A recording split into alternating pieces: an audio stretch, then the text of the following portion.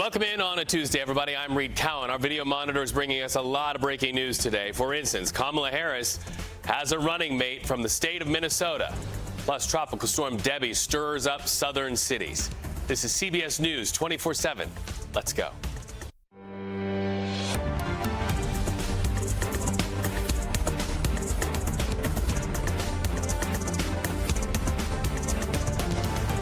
Okay, right off the monitors, our big story today. Vice President Kamala Harris and Minnesota Governor Tim Walz, they are running mates racing to take the White House.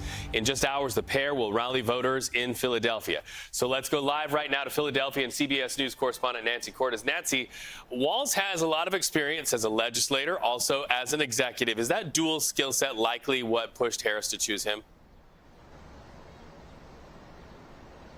It definitely made him stand out in the field of finalists. The fact that he served for 6 years as a governor, so he has executive experience, but 12 years in Congress. So he has legislative experience as well, which will be key if Kamala Harris wins in November and wants to get her policies and her platform enacted.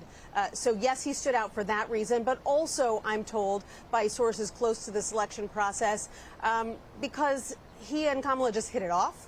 I'm told that they had a great rapport right from the very start. And they also liked the fact that he is a plain-spoken but effective communicator on the issues that they care about.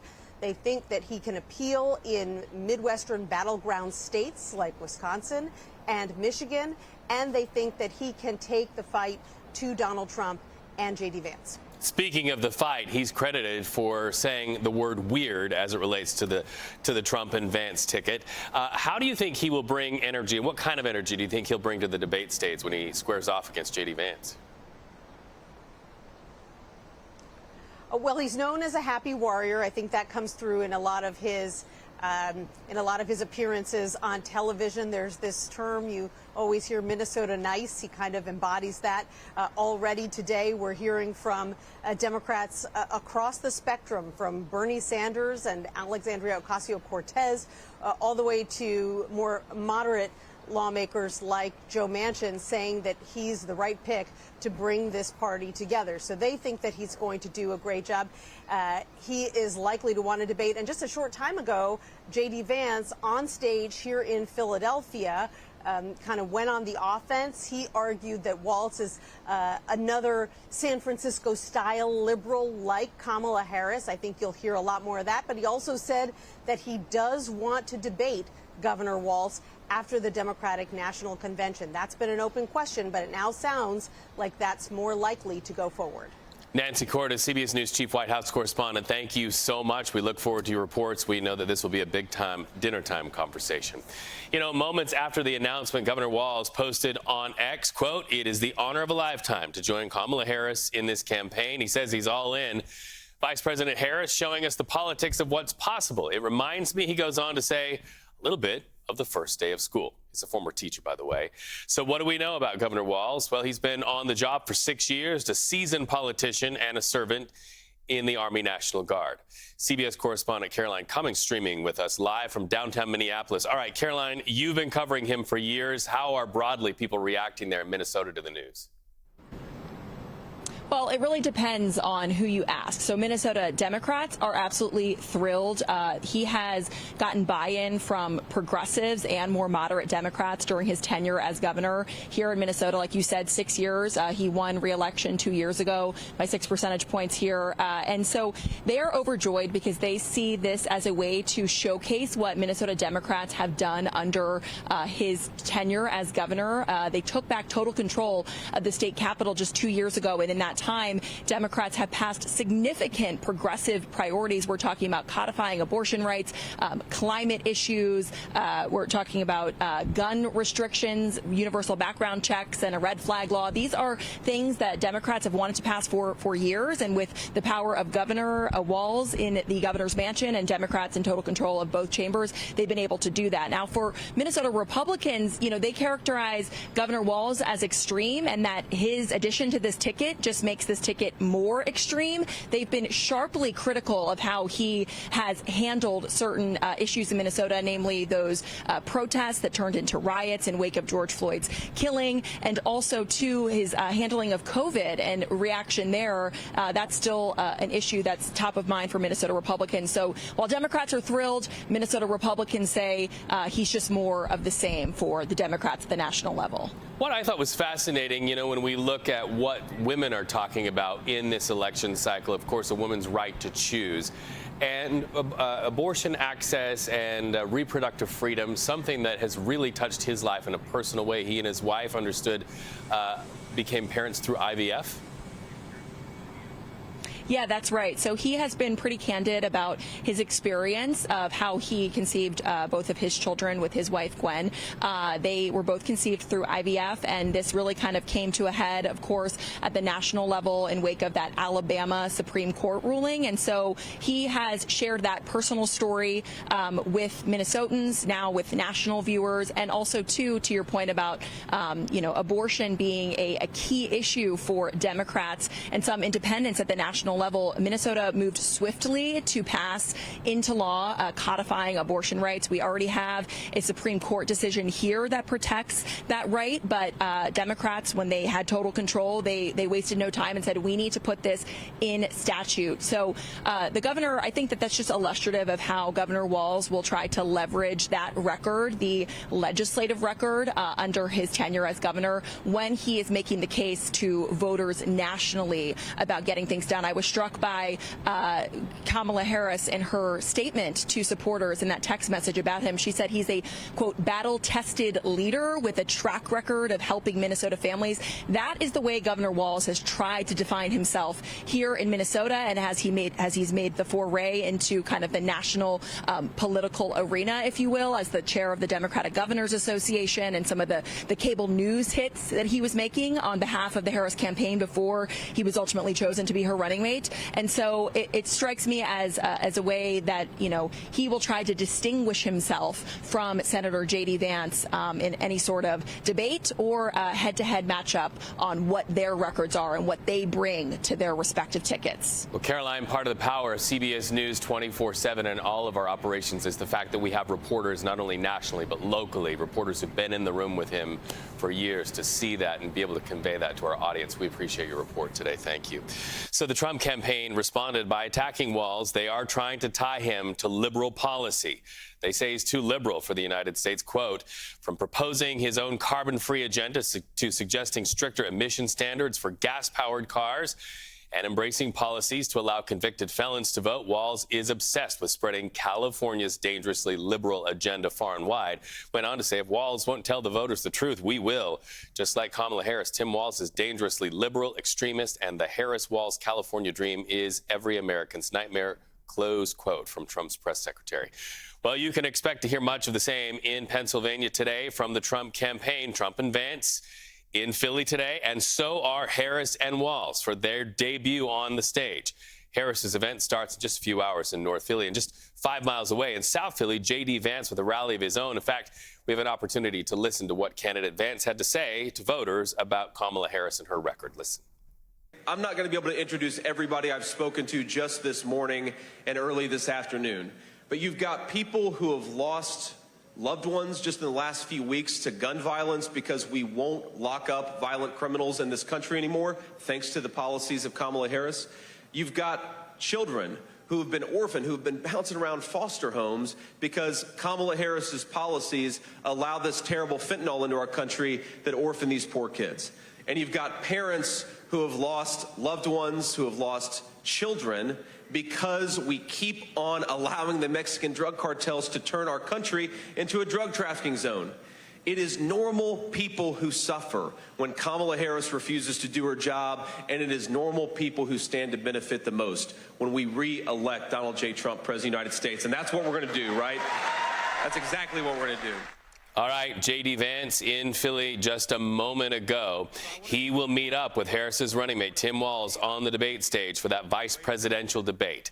We'll be watching. When we come back, we're going to take you to the damage done by Debby. That storm is now deadly as it rages across the map. We're watching the monitors for more headlines today, team coverage when we come back.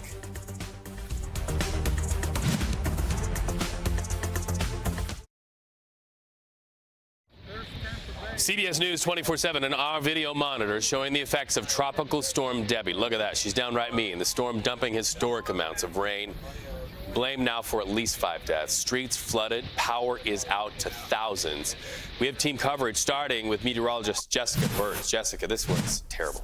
In a lot of ways, and it's historic as well, interestingly enough, all the way up into the Carolinas, because as we take a look right now and turn the clouds on, you can see that storm really impacting not only Florida, but up into the Georgia coastline, stretching into South and North Carolina, too. I'm going to turn off those clouds, though. I want to show you what's happening for us on the map. Just below me, you're going to see in just a second how impactful the storm is when it comes to all the advisories issued along that shoreboard. From Miami, stretching all the way up into North Carolina, we have flash flood watches and advisories in effect, tropical storm warnings in effect too, and we keep a close eye on that region. This is the reason why. Right behind me, you're going to see it right now. We're keeping a close eye on that slow moving storm. Emphasis on slow. This is going to cause a lot of issues with freshwater flooding into that coastline near South and North Carolina, and it's doing it currently. Tropical Storm Debby still tracking to the north as we speak. It's slowly going to move its way inland as we head into the next 72 hours. Along that coast, our storm surge is anywhere up to around 4 feet high into Thursday. So as we take a look at the numbers when it comes to that total rainfall, our inland areas are going to see a lot of this issue too. I mean, anywhere up to around 10 inches is expected near Myrtle Beach, just about 6 inches near Charlotte. And this is coming fast. That system is very slow just along the shoreline, so it'll continue to dump heavy rain, historic rainfall within the next 72 hours. We keep a close eye on them, Reed. We keep a close eye on the heat out in the south too. We have more on that coming up in a bit. Okay, Jess, thank you so much. CBS News' Christian Benavides is live in Savannah, Georgia, with exactly what we're talking about. Catastrophic flooding, the concern for everyday people that you are with right now, Christian. Right, and let me just show you an example of what flooding can actually do to people who experience that. I mean, take a look at this car. This car ended up stuck in these floodwaters right here. This is a main thoroughfare here in Savannah. We were actually just speaking to Jonathan, who owns the vehicle, and he got stuck there. What did he do? His good friend Jared was here and decided to step in and help him out. Jared, we were just chatting a second ago. Tell me a little bit about how you were able to get the car out here and how you decided to help your friend out who was clearly in need. Yes, sir. I just saw the car, called my buddy, and he said, yeah, I'm a little stuck here. I just grabbed the truck. I knew the truck with the floodwaters. I'm not too worried about it. The exhaust is clear, and I have four-wheel drive, so it's not too bad. I hooked up a ratchet strap to his rear suspension, basically, and just pulled it out. Nothing too bad. He popped the bead off the tire, so, I mean, it's out flat. But besides that, you know, now we can call AAA and, like, actually get a tow truck out here because they wouldn't get it before. So. Yeah, and we see there's another car also that's stalled out here. Yeah. I wonder, Debbie, how has it impacted residents here in Savannah? I mean, we all know it floods in Savannah. It's horrible drainage, but, I mean, it's just where we live. It's part of nature at that point. And it's... Not everybody has a truck, so everybody's going to get stuck and stuff. I know there's trees going down, closing off roads, power lines, all that other stuff. So, I mean, you just kind of got to deal with it, you know, and roll with the punches at that point. So. Yeah, cars getting stuck, streets flooded. I wonder, you know, the way that people are coming together, like you coming out here to help your friend, what does that say about Savannah? What does that say about the people here? I mean, there's good people everywhere you go. It's...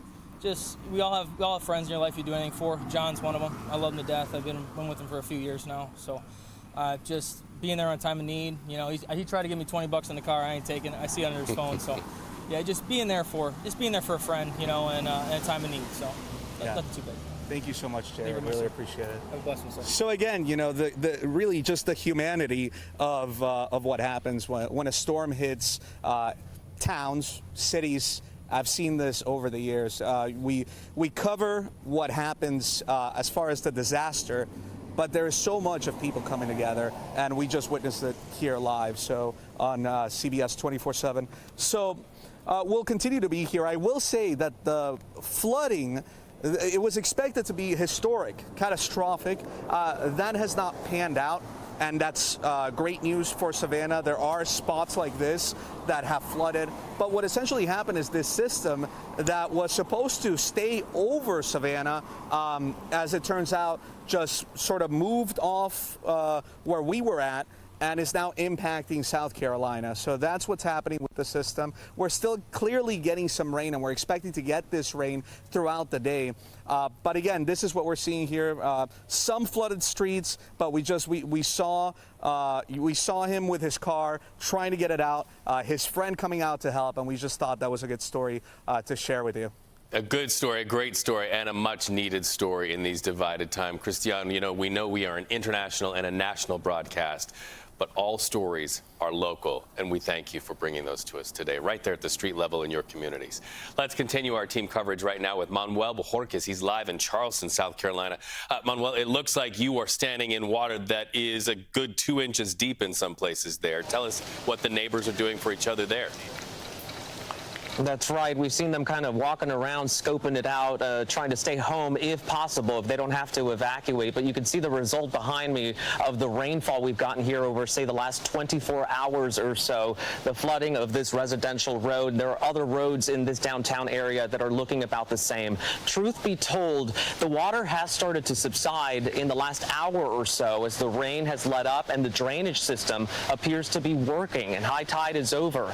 But the problem is, if we get additional rainfall over the next 48 hours, that system can be overwhelmed when you have a few things playing. If the storm remains offshore, it could push storm surge up from the harbor, and then this water will have nowhere to drain. And we're all waiting just to see how many inches of rain do fall here, as it's a ghost town right now because there is a curfew in effect. It looks like it's pretty quiet there and that curfew could be working. Tell us about preparations before people locked up and went behind closed doors. That's right. There's a few things that the city did. First, they got pumps going to try to get some of the water out that was already standing in some of these areas. They opened up public garages so that people could get their cars to higher floors, to higher ground. That's something that was done as well. And they've already declared a state of emergency, so that allows authorities to deploy resources ahead of the storm. For example, for power outages, for any other thing that you can imagine happening here. And they started to shut down roads and some of the streets in this area that are prone to flooding. That started to happen last night because they just didn't want to deal with people trying to drive through some of those areas. Manuel, thank you so much for that report, and that's who we are, punctuating our identity. Reporters where you are, living your life and finding solutions. When we come back, we're going to be talking about a world watching the Middle East right now. Tensions continue to rise, how world leaders are now mobilizing to try to keep a lid on all of this when we come back.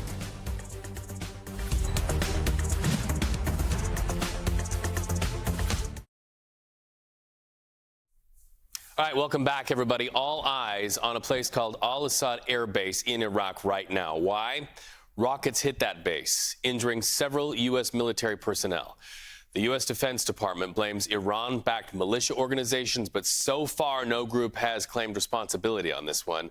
But this does mark another moment in the Middle East of what Secretary of Defense Lloyd Austin worries is a dangerous escalation. In fact, Austin says this attack demonstrates Iran's destabilizing role in the region. Those are his exact words. Meanwhile, President Biden and Vice President Harris have been briefed on the attack. We also understand CBS News foreign correspondent Rami Inocencio reports from the president and his national security team that they also are meeting in the Situation Room discussing U.S. response to threats posed by Iran. Reed, hi there. Here in Israel, people are nervous about Iran's expected retaliation. We now know Washington is uncertain when a strike will happen, and that is coming from President Biden's national security team when he and Vice President Harris met them on Monday. But the expectation is that Iran will attack, and possibly in conjunction with Hezbollah in Lebanon. And the tensions got a little higher here this afternoon when we saw nonstop air raid alerts out of northern Israel. Hezbollah claimed that it sent in a swarm of drones targeting an Israeli airbase, and Israel's military did confirm that and said several civilians were injured, some of them from apparent shrapnel wounds. And over in Iraq, several U.S. personnel were injured at the Al-Assad airbase overnight. Security sources tell CBS News that 2 Katyusha rockets were fired and that at least one, if not both, had fallen inside the base. Now, it's unclear who fired those rockets. It's also unclear whether the attack is connected to Iran's threat to attack Israel. But, you know, it's another incident at a time when everyone here is on high alert, watching and waiting for when Iran will strike. Reed. Rami Inocencio, thank you for that. We continue watching video out of Bangladesh one day after that country's prime minister resigned amidst deadly clashes between protesters and police. Today, the Bangladeshi parliament dissolved, and that makes a way for new elections to replace the former prime minister. Well, the military chief promised an interim government would soon form to look over the new elections. Students at first demonstrated a month ago because of great anger over a quota system for giving out and getting those government jobs that are much needed there. But as the ousted prime minister sent police out to control the protests, things got more out of control. More than 300 people killed in those clashes. We are watching our video and the story of the National Transportation Safety Board drilling down on that Alaska Airlines flight and the door plug that blew out 16,000 feet in the sky. The NTSB gathering as we speak, interviewing Boeing and Boeing supplier Spirit Aerosystems about inspections of their aircraft and their production lines. We also understand this is something that could take a while. In fact, it could take a year or longer for the NTSB to determine a possible cause of this incident. Let's jump the map to California now. The Park Fire is now at 34% containment. It has burned an area bigger than 635 square miles. We also can tell you by today, hundreds of homes destroyed, businesses leveled, other structures also just eaten up in the fire. One of the homes belonged to the former mayor of Chico, not far from the Park Fire. Her name is Ann Schwab. She describes that moment she got the tragic call. Got a call that said, yes, your house, we're pretty sure it's your house. They couldn't tell from the address because the address had burnt down, but they described it perfectly. And I asked him if he could just verify it. And he did call me later and told me, yes, our house was gone. Pain in her voice there. Total loss, like so many in Northern California. Loss is also seen on our video feeds in Southern California now, and you can hear that fire. Fast-burning wildfire destroyed several homes. This is the Edge Hill fire, broke out yesterday in San Bernardino, burned at least 100 acres. Firefighters did battle with it overnight. It is now at 75% containment. We say this all the time, bringing Jess in. California is a dry tinderbox on fire. It is a dry tinderbox, and we keep in mind during red flag warning season where relative humidity is low and the winds are strong moving in from offshore, that does cause a lot of issues. Now let's take a look at what's happening not only in the state of California, where there are excessive heat warnings in effect right now and heat advisories. You can see that all in that pink and orange color just along that coastline. However, keep your eyes just a little bit more north than that, all the way up into areas like Oregon and Washington for that matter. All that gray right there, that's air quality alerts that have been in effect for weeks on end. The Park Fire, the fourth largest fire in California history, is still burning right now, and it continues to track to the north. Those winds are really pushing it up those hills. We keep a close eye on those communities right now, and let's dive into where that smoke is really lying. I mean, this continues with other fires just to the north of it, all throughout Washington and Oregon. It continues to sweep off into the east. So areas like Idaho have been dealing with poor air quality. We continue to keep a close eye on that too. I'm trying to advance this just so you can see what's happening in Northern California, stretching all the way over into Montana too. This smoke plume from the Park Fire that's over 400,000 acres continues to sweep its way off into that direction. Let's change gears a little bit. Not only are we dealing with extreme smoke, but we're also keeping a close eye on heat, specifically down in the south though, where that fire that Reed just mentioned is still burning and 75% is contained. Anywhere from Las Vegas stretching up into Salt Lake City and back down into Southern California, they are dealing with well above average temperatures, but we turn the page into Wednesday. Things start to cool down a bit more. The Central Valley remains extremely hot. Reed?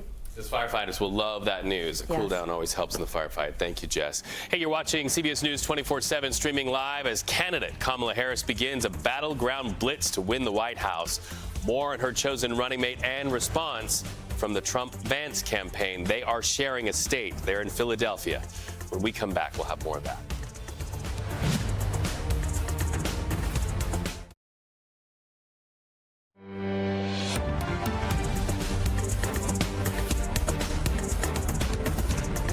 Let's get back to that breaking news in the race to the White House. Kamala Harris greenlighting a governor as her pick to be her running mate. Minnesota Governor Tim Walz is the vice president's first big move since locking in the Democratic nomination. So now it's off to kick off and lift off in a multi-day tour of battleground states. known as the Battleground Blitz, starting in Philadelphia. Now, while Harris and Walz kick off their campaign together, they are sharing the state's voter bases today and many ears. In fact, Donald Trump's running mate, J.D. Vance, is also in Philly, held a rally of his own just about 5 miles away from where Kamala Harris will be with her newly chosen running mate, and he mentioned that. There are real stories to tell. There are real heartbreaks and real stories of hope and triumph. But there is a person who is asking, she's going to be here later today, Kamala Harris, our border czar, is asking the American people to make her the next president of the United States. And yet for 16 days and counting, the American media has been unable to ask her a question. Now, agree or disagree with me and President Trump, nobody would dispute that we will go anywhere and we will talk to anyone and we will answer any question because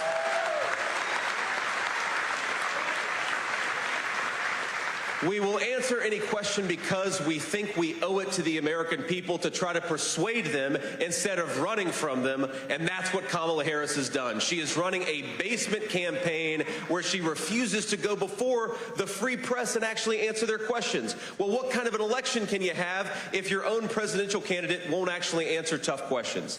And so I'd ask the American media to show a little bit of shame and to demand that before you give Kamala Harris your endorsement, and that's what the media has done, you at least force her to answer some tough questions and to stand before the American people and persuade them. Thank you. Kamala Harris ought to stand before the American people and persuade them of why she's the right choice. She ought to answer for the fact that she wanted to ban fracking and now she allegedly doesn't. She ought to answer for the fact that she wanted to defund the police. She ought to answer for the fact that she opened up the American southern border, and she ought to answer for the fact that groceries are unaffordable and housing is unaffordable because of her policies. So to the media, please, for the love of God, do a better job. The American people demand it. Thank you all for being here. God bless you guys. So CBS Philadelphia reporter Nikki Dementri joins us live with a breakdown of Vance's visit. Okay, so you just heard. Sounded like he came off harder on the media than he did Kamala Harris. What else did he have to say? Reed, that was certainly one thing that he had to say today. And just to add on to that clip you just heard from, someone asked him, one of the reporters, because he did take reporter questions, why is he following around Kamala Harris? And now we know that vice presidential pick on the Democratic ticket, I should say, Tim Walz. Why will he be in the same states as those two throughout the week? And he said his strategy is simple. That's a direct quote there. He said he was going to be going to these battleground states in order to answer questions because he said it was something that Kamala Harris right now is not doing. So aside from all of that, another big focus of this event was talking about addiction and the drug crisis here, not just in Philadelphia, but all around the nation. He had several guest speakers talk about losing loved ones to opioid crisis and drug addiction there, and then also talked about how they believe the drug crisis stems from border and multiple other issues as well. So a lot of things were covered in about a half hour or so to a room packed full of people. Did he have anything to say as news broke about Kamala Harris's choice for running mate? Yeah, absolutely. Great question. And he was asked about that as well. He said he actually called Governor Walz and congratulated him. He said that was the polite thing to do. However, he did say that he was going to debate him, but at this point he stopped short on calling him the official vice presidential nominee pick for the Democratic ticket because he said that's going to be up to the people at the DNC. Nikki Dementri, thank you so much. Fresh from the room where J.D. Vance just spoke to many, many people. All right, meantime, President Joe Biden released this statement on social media moments after that announcement, saying in part the Harris-Walz ticket will be a powerful voice for working people and America's great middle class. He went on to say they will be the strongest defenders of our personal freedoms and our democracy, and they will ensure that America continues to lead the world and play its role as the indispensable nation. By the way, Governor Walz, 60 years old, Nebraska native, veteran of the Army National Guard, former teacher and coach. He has a history of appealing to the more rural, moderate voter out there. He began his political career in 2006, and in his second term as his state's governor, He is now chosen by Kamala Harris to be a running mate. Walz also served 12 years, by the way, in the U.S. House of Representatives. During his time in Washington, he was the ranking member of the Veterans Affairs Committee. CBS News correspondent Nicole Killian live on Capitol Hill with more. She's covered his political history in the past. How are lawmakers on Capitol Hill reacting to this choice? Well, you know, like everything on Capitol Hill, it falls along party lines. Certainly many Democrats are praising this pick, including Speaker Emerita Nancy Pelosi, who talks about working with Tim Walz in Congress, saying that she saw firsthand his leadership, collaborative spirit, and effectiveness in bringing people together. Other lawmakers have expressed support for the ticket. They believe it will be a winning ticket, that Walz's policies much align with Democratic policies and policies of members in Congress. But, you know, in terms of Republicans, they are really trying to depict this as a so-called left-wing ticket. That is the language that Speaker Mike Johnson used, as well as Whip Tom Emmer, who hails from Minnesota himself, who said that this is just going to be a continuation of what they see as failed policies on the part of Democrats by Vice President Harris selecting Tim Walz as her running mate. Reaction from Capitol Hill. Thank you so much, Nicole. We appreciate that. All right, our video feeds show us the aftermath of Tropical Storm Debby. It was a storm that was deadly. Now Debbie's downgraded after it made U.S. landfall as a hurricane. She now sits on Georgia and South Carolina. Already, Debby bringing sheets of rain, causing roads to close and drivers stuck. We also understand trees are down. Electricity is out in many parts. In fact, this morning, Governor of Georgia, Brian Kemp, gave this warning to his state citizens. I hope you would be patient with us. Do not let this storm lull you to sleep, as a lot of affected areas right now are not experiencing rain and high winds. But both models are showing that rain will come back, potentially in the worst case scenario in a big way. All right, meteorologist Jessica Birch watching this, and as it just sits there and spins, and that is when it's dangerous, when it just hovers and dumps. Exactly, because we think of storm surge when it comes to these tropical storms, but we also need to think of freshwater flooding, and that's the case, especially as you see all that green right next to my hand in the Carolinas and all throughout Georgia and those inland areas. We could see historical flooding from this exact tropical storm. I'm going to show you the reason why right now. Take a look right behind me. We are dealing with a very slow-moving system. That means all that rain continues to dump heavy amounts just over that coastline, anywhere from North Carolina down into Southern Carolina from Tropical Storm Debby. Now, this storm swept throughout Florida yesterday. Now it's moving right back inland into the Carolinas and into southern Georgia throughout the next 24 hours. Throughout the next 72 hours, we continue to watch storm surge anywhere up to around 2 to 4 feet last along that coastline. In our inland areas, could see anywhere up to around 6 to 12 inches of rain. That's just in areas like Charlotte all the way over into Raleigh. We keep a close eye on low-lying communities along that shoreline that could see anywhere up to around 25 inches. So for our severe weather outlook, we see a slight risk just along that region, and we continue to keep a close eye on the Northeast right now. This is going to be the next big weather story for us, Reed, as we head into the coming days. Active storms all throughout areas like New York, all the way over into New Hampshire as well. All right, when we don't like politics, we change the subject to the weather. When we don't like weather, we talk Olympics, and that's what we'll be doing on the stream. CBS News 24/7 taking you to Paris when we come back.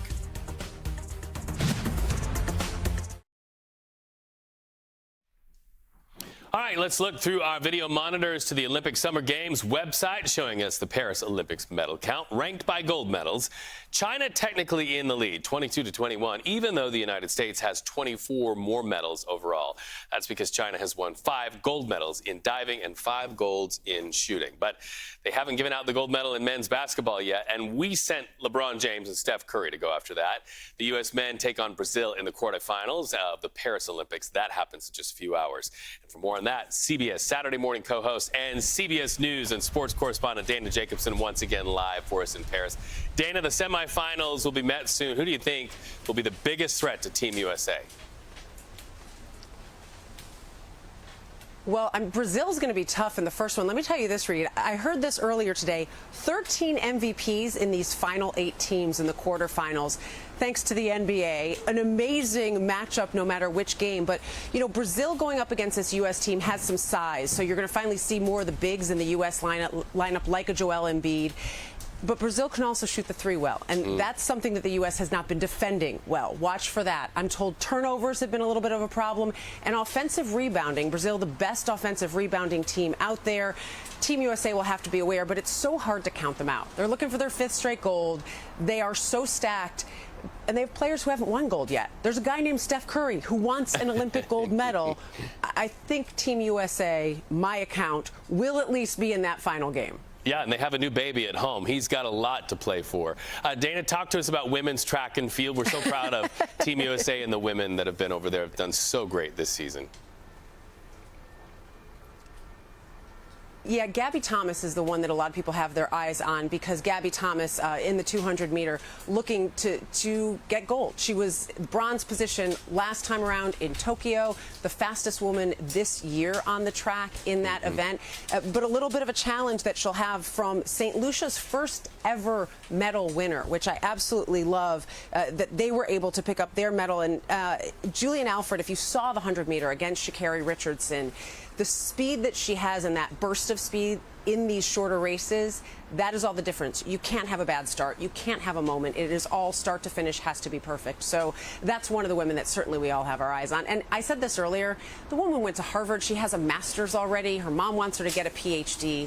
These people put me to shame here, Reed. They make me feel very, very unaccomplished out here watching what they're able to do and knowing the backstories as well. The backstories are really where it's at, and really it's the backstories that informs their performance in so many ways.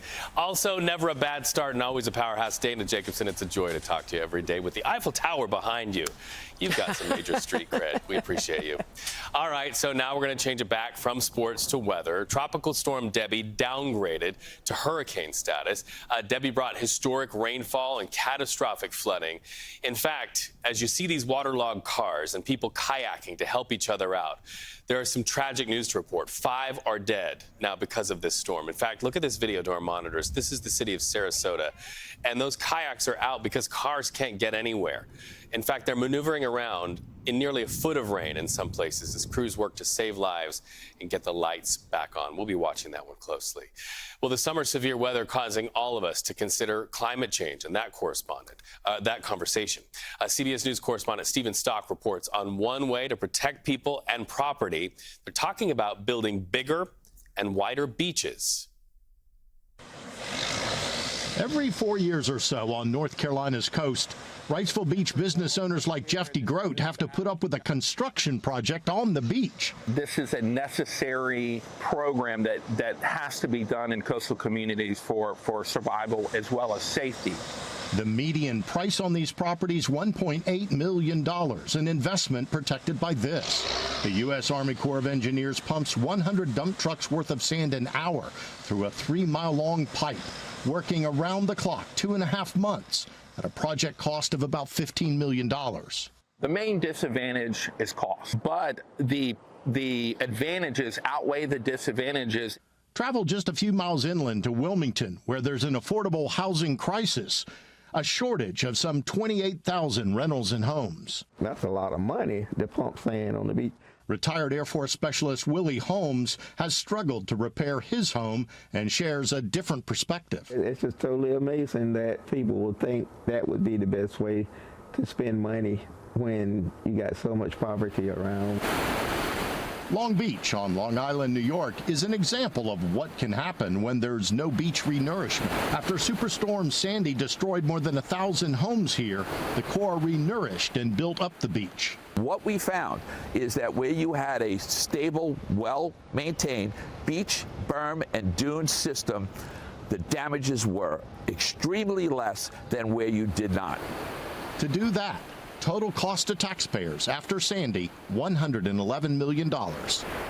And CBS News calculated that over the last century, federal taxpayers have funded more than 2,500 of these projects, costing more than $10 billion nationwide. From a public policy point of view, is this a good use of tax dollars? I would say no. Andy Coburn leads a team of scientists at Western Carolina University concerned about the policy. Who pays and who benefits? I would say there is inequitable distribution of benefits and costs. He sees two solutions. Beach property owners pay for the sand, or strategic retreat, allowing some beaches to erode and homes to be lost. Why are we spending public money to protect somebody's private, risky investment? Ultimately, Congress approves all of these projects, a cost critics say taxpayers shouldn't have to pay. Stephen Stock, CBS News, Wrightsville Beach, North Carolina. Let's bring in meteorologist Jessica Birch. Jess, once again, Debbie downgraded from hurricane status to tropical storm status. That's a relief for so many people. It's a relief, and yet it's still causing historical damage in a lot of ways when it comes to freshwater flooding just along that shoreboard in areas like the Carolinas down into Georgia.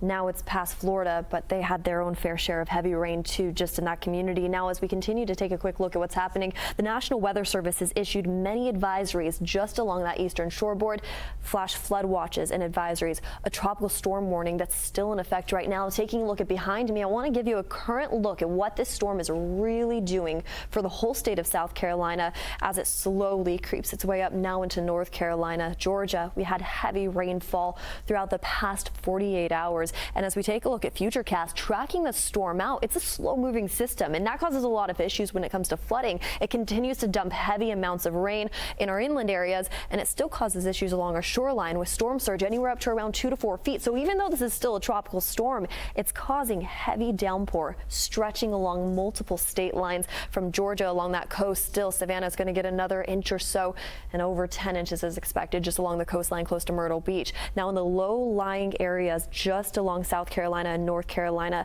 the outskirts of those areas could see anywhere up to around 25 inches. So the severe weather outlook still showing a slight risk. I mentioned it earlier. There's an enhanced risk all the way up closer to New Jersey over into New York. That's going to be the next big weather story as we head into the coming days, Reed. We know you're on top of it. Thank you so much. Okay, let's talk some headlines now. We continue watching video out of Bangladesh one day after that country's prime minister resigned amidst deadly clashes between protesters and police. Today, the Bangladeshi parliament dissolved, and that will make the way now for new elections to replace the now former prime minister. The military chief promised an interim government would soon be formed to look over and make sure those elections go off to the satisfaction of everybody. Students first demonstrated a month ago. They were angry over quota systems for giving out and getting government jobs. But as the ousted prime minister sent police out to control the protests, things got more out of control. More than 300 protesters killed in those clashes. We're also watching our video and the story of the National Transportation Safety Board drilling down on that Alaska Airlines flight and the door plug that blew out 16,000 feet in the sky. The NTSB gathering as we speak, interviewing Boeing and Boeing supplier Spirit Aerosystems about inspections of their aircraft and production lines. Also developing today, a U.S. district judge ruled Google's search engine exploits its size and power to get rid of competition and prevent innovation. The Justice Department said that company does this by making its search engine the default for many phones and computers. Former New York City mayor and billionaire Michael Bloomberg writing $600 million in checks for endowments at 4 historically black medical schools. He says these donations are among the largest effort to any historically black college or university. Bloomberg says the money will help empower new generations of black doctors. That's us at CBS News 24/7 on a Tuesday. We leave you right now with live images coming out of Philadelphia, Pennsylvania. Governor Tim Walz, that's his plane right there. He's about to get off that plane onto the tarmac and into a black SUV, whisking him away to his first appearance on stage as the official running mate to Kamala Harris in the race to the White House. We'll cover that on CBS News 24/7, plus response from the Trump-Vance campaign later today. Thank you so much for watching.